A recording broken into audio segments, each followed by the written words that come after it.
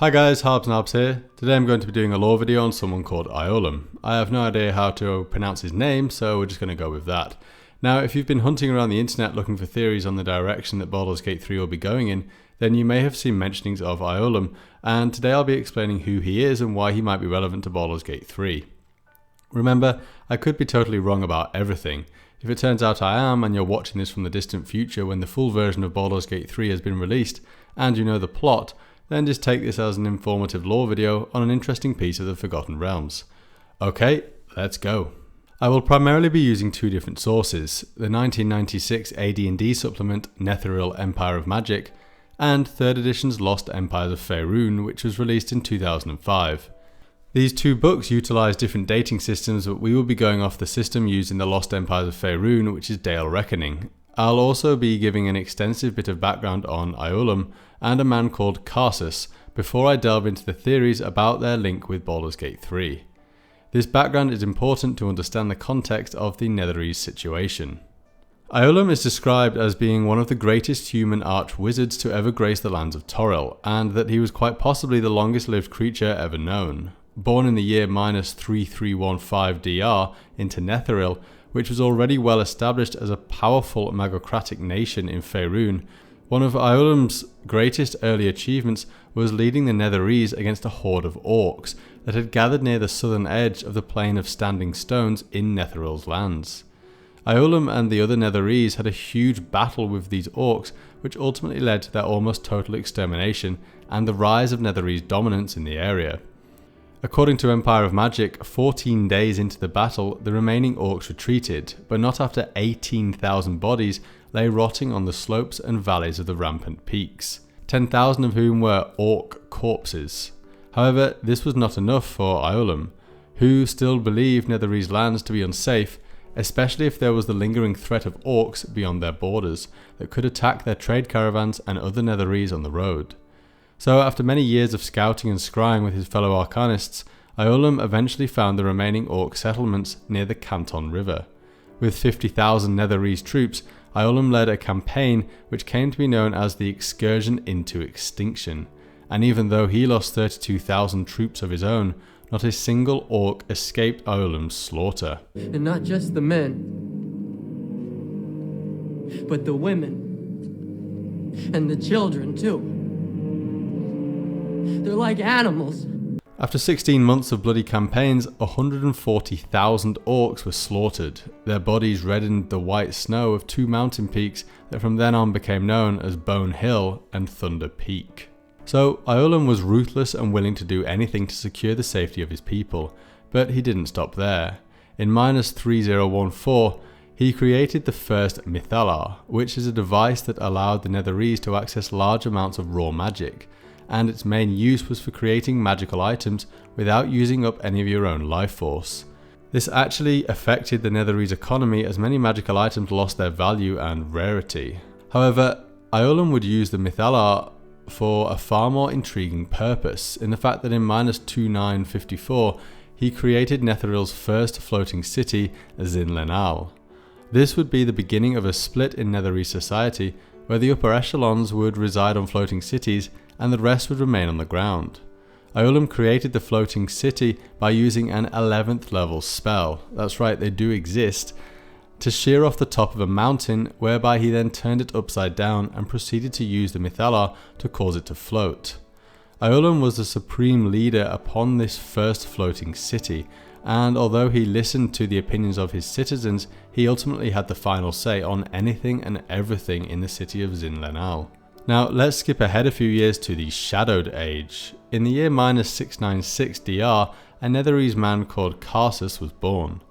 Karsus would eventually be the doom of Netheril when he created a spell called Karsus's Avatar. The purpose of this spell was to steal the power of a deity and transfer it into the caster. Karsus targeted Mistral, the then goddess of magic. However, just before Mistral perished, she managed to sacrifice the last bit of her power to block Karsus's access to the weave where all magic flows. Therefore, nobody had control over magic, and it caused an event that is now known as Karsus Folly. As magic disappeared from the world, the floating cities of Netheril plummeted to the earth, causing untold destruction. The event also caused Karsus to turn to stone, where he plummeted to earth, and his soul was bound to this stone as no god would accept it. He was even barred access to where all souls go on death, the fugue plane. Now, interestingly, in the 3.5 edition supplement Tomb of Magic, Karsus is an otherworldly being with which you can make a pact with, and it states that if he is summoned, that he will appear in the form of a great red boulder, and that blood burbles from the top of it. We can even see Gale give his own explanation of Karsus in Baldur's Gate 3. This clip is from a channel called WoW Quests, and I've linked their channel in the link below. I don't know why, but even after almost doing everything in early access, I can't seem to trigger this dialogue with Gale. Ah, yes. Karsus. Karsus was perhaps the most powerful wizard that ever lived. The child who would be a god, the elves called him. And he tried. With a spell of his own devising, he endeavored to usurp in one fell swoop the power of the goddess of magic. Mistral, she was called then. Imagine what it must have felt like. To be a god. To know yourself, to be untouchable. To be mistaken. As Karsus aimed his spell at her, she began to unravel, and with her, the entire weave. Too late did he realize what he had unleashed. It would have been the end of everything had not Mistral sacrificed herself. The goddess of magic is all magic. By dying, the entire weave was lost, and the spell that challenged a god failed. It was the end of Mistral, the end of Karsus, and the end of an entire civilization. As the child who would be a god was turned to stone, his empire came crashing down around him. The floating cities of Netherese were no more, an event that came to be known as Karsus's Folly. So, Karsus' Folly brought down the Netherese Empire, but where was Ioulum at this time? Just prior to Karsus' Folly, Ioulum had disappeared. Nobody knew where he was, and it was this event that partly triggered Karsus to cast Karsus' avatar in the first place, as he thought he could lead the Netherese in Ioulum's absence. Ioulum had abandoned his city to venture into the Underdark, specifically a region of the Underdark called the North Dark, where cities like Menzoberranzan and Chednazad are. He had foreseen Netheril's demise and had embraced lichdom. In the following years, he accepted Netherese refugees who he trained. But according to the Lost Empires of Faerun, Ioulum also started to take apprentices from a nearby Illithid enclave called Elin Tal. These apprentices called themselves the Alhun, and were the beginning of the Illithids. However, the purpose of this was made clear when Ioulum performed a ritual where he combined all of his Illithid students' brains to form an undead elder brain, which he merged his sentience into. Most of his Illithid apprentices were destroyed during the ritual, but a few escaped to spread the secrets of Undeath to others of their kind. Now, what's interesting about this ritual is that one of Ioulum's human apprentices, a woman called Tabra, witnessed it and believed that she saw Ioulum's death. She was of course mistaken and was confused by what she had seen, but she slaughtered the remaining Illithids that did not escape and then fled to the surface. Using her own master's spell, Ioulum's longevity, she extended her life. This spell is very powerful, and according to the North, a guide to the savage frontier, it requires the death of someone for every year you wish to live. This book also states that Tabra exterminated a colony of 2,000 Illithids so that she has 2,000 years of life, and she destroyed all records of the spell so that it can't fall into the hands of evil mages. In 1372 DR, she was the proprietor of a small feast hall in the Bardrite Inn, but she was captured by the Shadowvar from the city of Tultantar. These Shadowvar worked for Telemont Tantul, who was defeated by Elminster in the 2014 novel The Herald after he tried to raise Shar up to be the goddess of magic. Telemont was a Netherese who also escaped Karsus' Folly when he transported his own floating enclave into the Shadowfell, which is Shar's realm. According to the Lost Empires of Faerun, Tabra was taken by the Shadowvar because they wished to interrogate her about Ioulum's location, and it is only in the novel Spellstorm, which follows on from the Herald, that we see Tabra has been freed from her captivity after Elminster destroyed Telemont.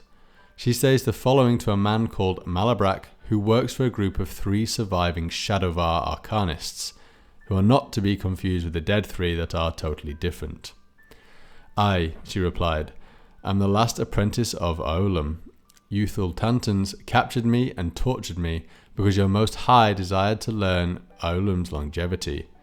I was confined and enslaved as he invaded and ravaged my mind time and time again. He learned much, but saw glimpses of what I yet kept from him, so he forced me into stasis when he got too busy, rather than slaying me. I was freed by his death, left with the aches I'd become used to, and one new one. Now, I said that this Malabrak works for 3 surviving Shadowvar Arcanists. These are who the surviving Shadowvar of Tultantar now work for, and we can see this in Spellstorm. You'll have heard of the fate of our city, the nearest wizard told him. Not many of rank survived its destruction. We answer now to 3. Their names may mean nothing to you. Lelavdra, Manalum, and Gwelt. The 3, we call them. Confused? Good. So am I, and I'm making this video.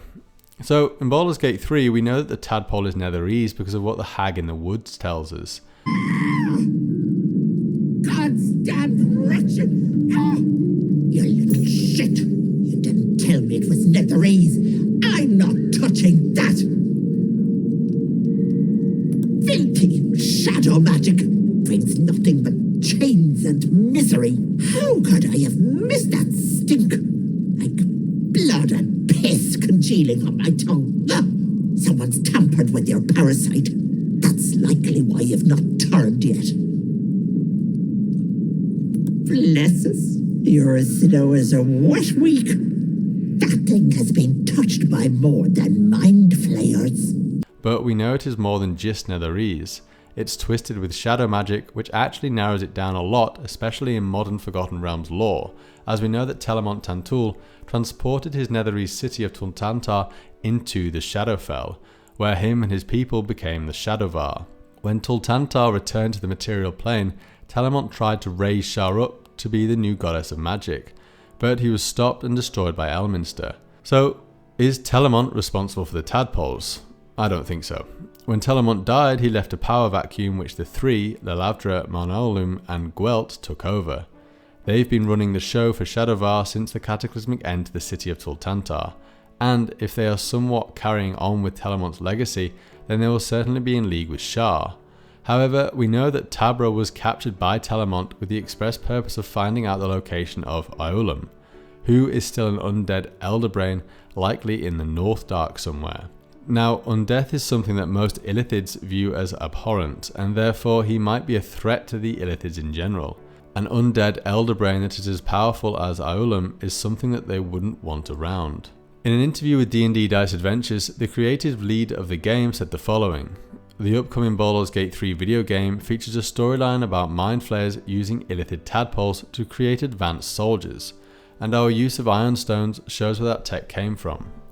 Once again, another reference to the Netherese, as iron stones were created by a Netherese arcanist called Congenio Ion. This lore was sort of awkwardly retconned in 4th edition, where the creator of iron stones was the goddess Ion, but this has never been mentioned since, and it could have changed back. I have a theory that the Shadowvar / the surviving Netherese of Tultantar, who work for the 3 surviving Shadowvar rulers, may have an arrangement with the Illithids where they use their tadpoles to create these advanced soldiers which effectively enact the Absolute's will, whoever she might be. Remember, this theory isn't exactly polished up.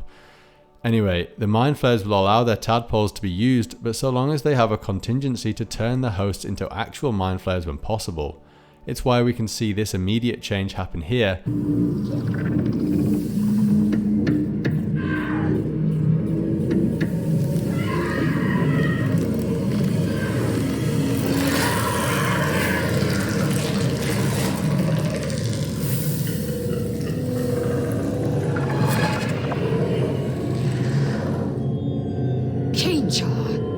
Change to the pull of a lever.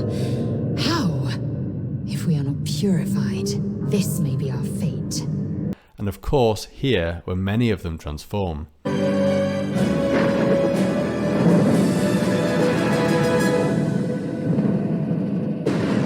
The Shadowvar / the Absolute are using their followers to enact their will, possibly with the intention of eventually finding Iolum, which would be far easier with psionic abilities.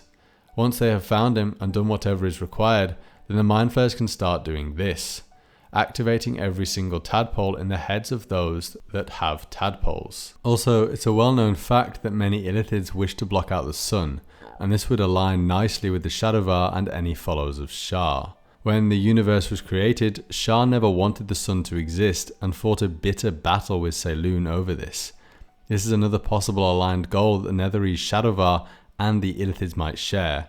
However, do remember that not all Netherese are bad, and Ioulum might be the anti-hero we need to stop this plan from coming to fruition. Now, there are a lot of loose ends here. I mean, a lot. Like, what are the Dead 3 doing all of this? I'd love to know your own theories down below. Remember, I could be totally wrong, and the guys at Larian could be watching this laughing about how wrong I am. But it's fun to speculate. Anyway, I hope you enjoyed this video. If you did, then I'd appreciate it immensely if you gave the video a like, and if you really want to, you could even subscribe for more lore and crazy theories. See you next time.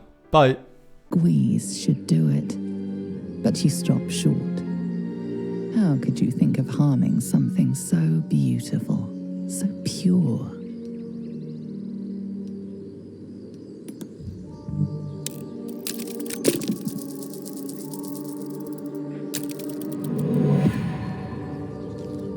No use. Your mind is not your own. For reasons you can't explain, you want it to live. It slithers away and vanishes into the undergrowth. Safe, free,